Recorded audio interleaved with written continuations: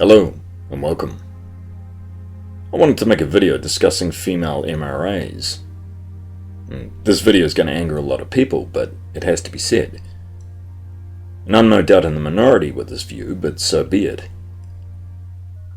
There's a lot of men I respect a great deal in the online sphere, but with work commitments it's getting harder and harder to be able to set aside time to watch videos. I find it hard to produce my own, based on my work schedule, but I often still find myself drawing inspiration from other men online. And I think there can be the perception that a man makes videos for a period of time and then throws his hands up in the air in frustration and walks out, as if it was all for nothing. He burns out. But if that were true, I'd be long gone by now. I see potential. I see hope. But what I don't see is much resolve or introspection. But, of course, they're two of the hardest, most painful things a man can face. But men and boys, they've always been told to stand on their own 2 feet, but very few men ever do. And that goes for a good many men involved with men's rights and men's issues.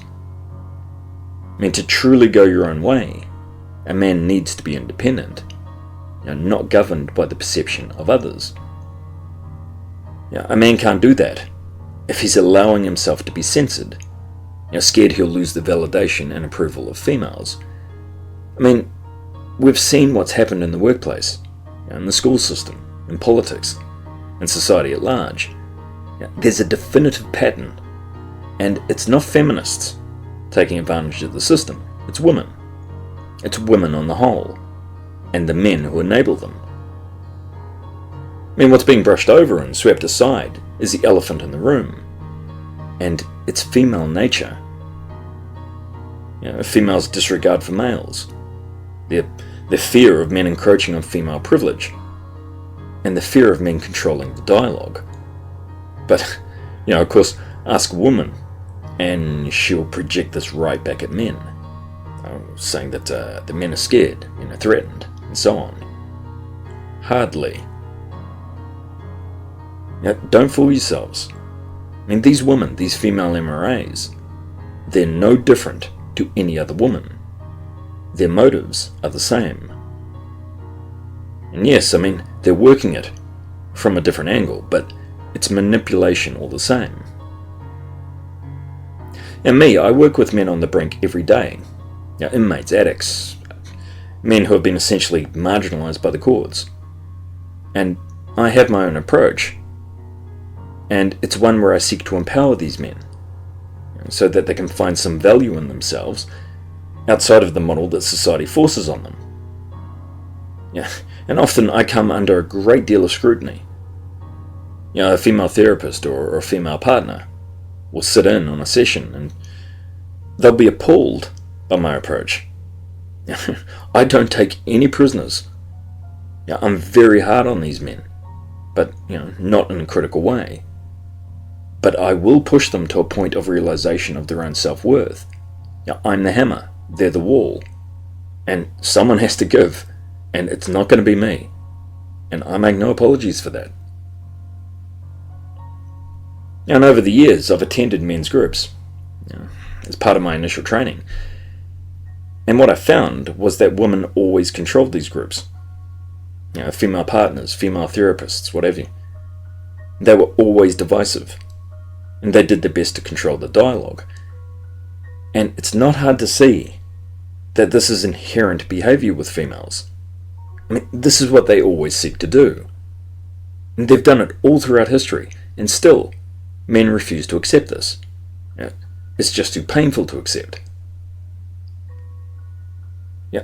And I've given countless seminars to women over the years, women from mental health fields and other fields. And I used to present research and statistics, but I found it never evoked anything other than ridicule or contempt. Never empathy. And yes, empathy, it's always on a case-by-case basis, but when you're talking about the level of abuse these men and boys faced in their lives, the ones I worked with, to detach yourself like that, it takes a special kind of coldness. So I sought to understand women's perspective, and what I found was fear. Fear of men communicating, fear of men sharing and teaching and learning from one another. A belief that men communicating would impact on them as women negatively. And what gets blamed for all of this is feminism. Gynocentric society that women have been indoctrinated as men have, to believe that men are evil, that men are worthless, and so on. And yes, women have received the same indoctrination, but this goes deeper. Women have always manipulated men to get their own way. And even in the most hostile societies, men have always been the most disposable and the ones who suffer most. And the media and the government, they distort this. Women know how to manipulate to get their own way, and they've known this since they were little girls. And they know the payoffs associated with this manipulation. And they have an understanding of the power they wield over men and how it works to their advantage. And again, this isn't me attacking women. It's fact. Look at the track record of women. The question is, as a man, how can you recognize the dangers? If you're being censored, and when questioning female nature and motives is off limits, how can you recognize the dangers? I see it every day. How quickly the system turns on these men, leaving them homeless or incarcerated. And how easily these men get swept aside. And men still won't accept that they can lose everything in a heartbeat. All they see is today, never tomorrow. And online, I see a lot of talk online between men who talk of a brotherhood. But in reality, that brotherhood, it often doesn't extend past that of a Facebook like. No one has your back as a man except you. If you're going your own way, you're an island unto yourself, and you're even more isolated and more at risk.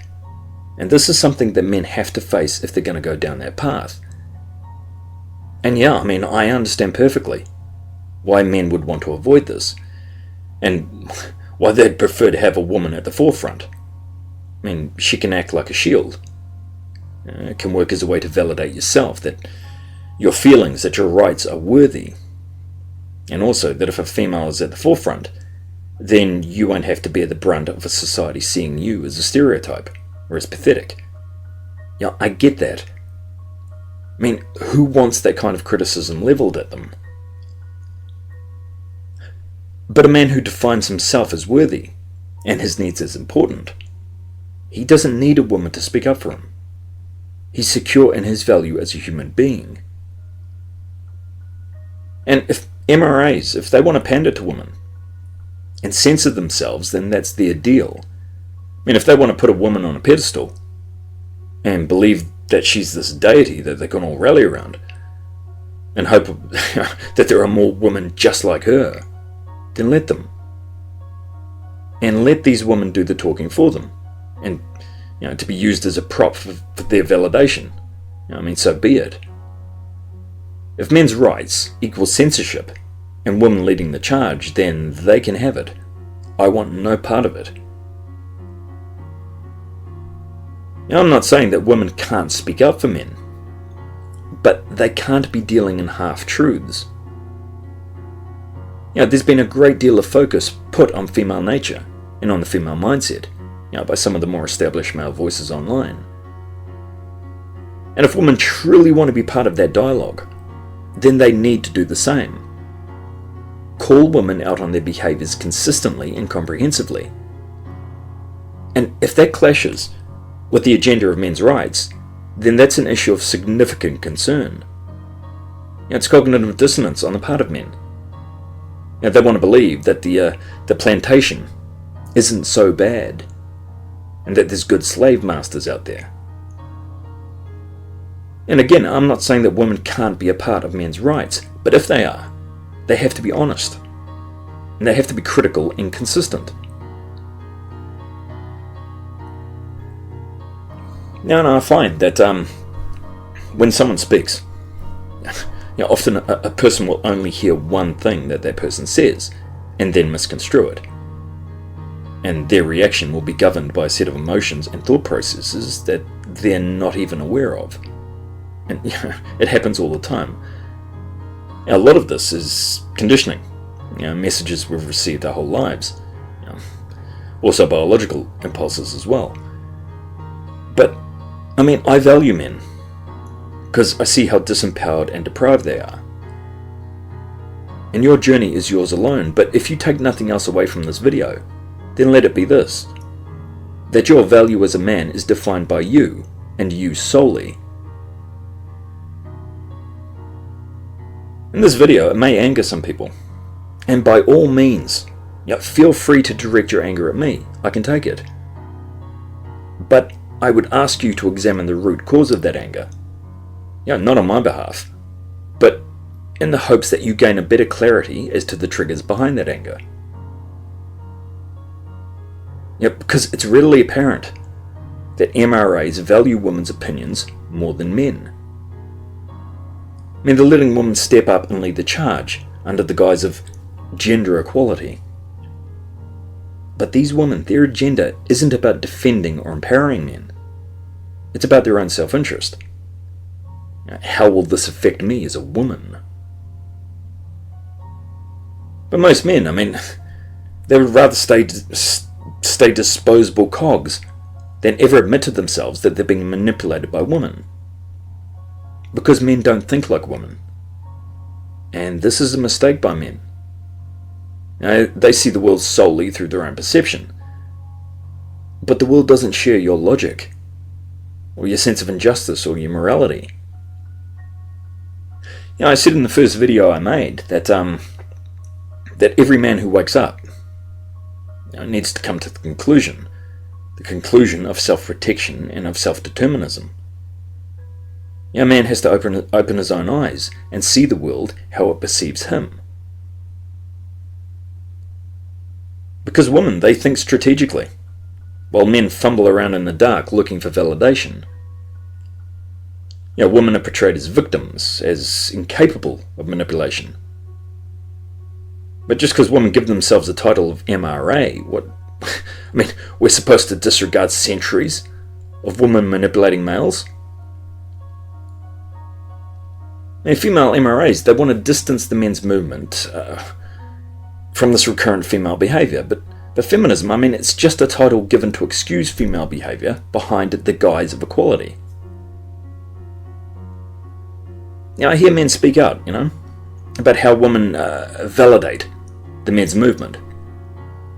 They accept these women blindly, and any man who dares to question the woman's intentions, they're attacked by MRA white knights. Men are so brainwashed that they still need a woman to validate their every action and belief.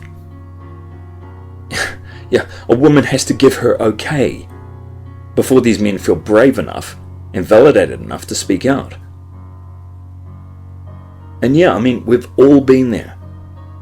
That feeling of stepping on eggshells, scared to rock the boat for fear of a woman's judgment. But there comes a time when a man has to step out from behind his mother's skirt and actually claim his right to express himself. And a man can do that verbally, or he can do it through his actions by moving forward with his life on his own terms, as opposed to seeking the approval of the female. And no, I'm not invalidating the work of some of these women. If they want to speak out on discrimination against men, be my guest. But laying the blame for female actions at the feet of feminists, it's a cop-out. It goes much deeper than that. And these women, they know more than most, the statistics and the case examples of women manipulating the system and other people to do their bidding. And like I say, I'm addressing men here. And what I want for men is for them to be able to claim their own sovereignty, claim their autonomy. And this isn't about control over women. This is about men governing their own lives and seeing their own journey as valid. I read a comment on a video recently by Female Mra. She was stating that the reaction from MGTOW towards women, such as herself, was a natural reaction whenever women enter a predominantly male space. I do believe she's missing the point. It seems to be a typical female reaction, and a very self-involved one, to draw that conclusion. If men don't want women speaking for them, as those women aren't giving whole truths, and are being selective in what they discuss, then it has nothing to do with fear or anatomy. That's just a very simplistic and insulting conclusion to draw on their part.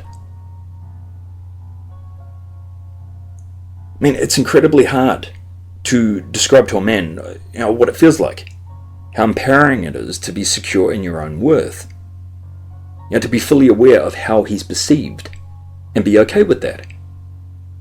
Because as a man, you're taking steps to empower yourself. It's hard, it's difficult to look at men and know that they'll never experience that. Now, they still can't shake off the urge to destroy themselves and not look deeper.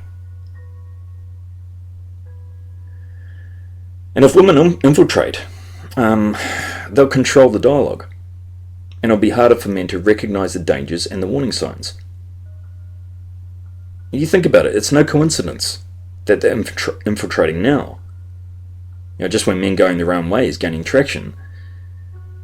And if MGTOW are seen by MRAs as a threat, as dysfunctional or hostile, whatever, good. They don't speak for me. MRAs do not speak for me. If they want to deal in half-truths and censorship, then that tells you what their social and political agenda is. They don't speak for you. Only you can do that, by stating clearly what you will and won't accept. Don't ever let yourself be censored and manipulated. We know too much now, and now is not the time to start backsliding. Harden your resolve and focus on the road ahead of you. The amount of fawning that these men give to female MRAs, it's no different to what men lavish on women in society. It raises these women up on a pedestal. It's no different. Do you think that these women respect you if you act like that? How can they? You're lowering yourself. If that's all the respect you have for yourself, how can she respect you? When a man projects low self-worth and raises a woman above him, all she feels in return is disdain. It's insulting to her that you'd even approach her. This is female biology. If she reciprocates, she lowers her status in the eyes of the tribe. She's not going to do that. The rules are no different. Just because you're enclosed in your little manosphere bubble, have some self-respect. These women, they deserve no more praise than a man. Remove the praise, and then see how loyal these female crusaders of men's rights are. Prove me wrong. By all means, put it to the test.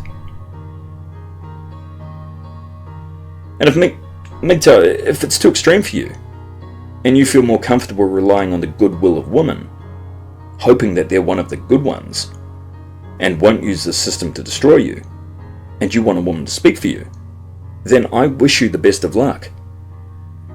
You're going to need it.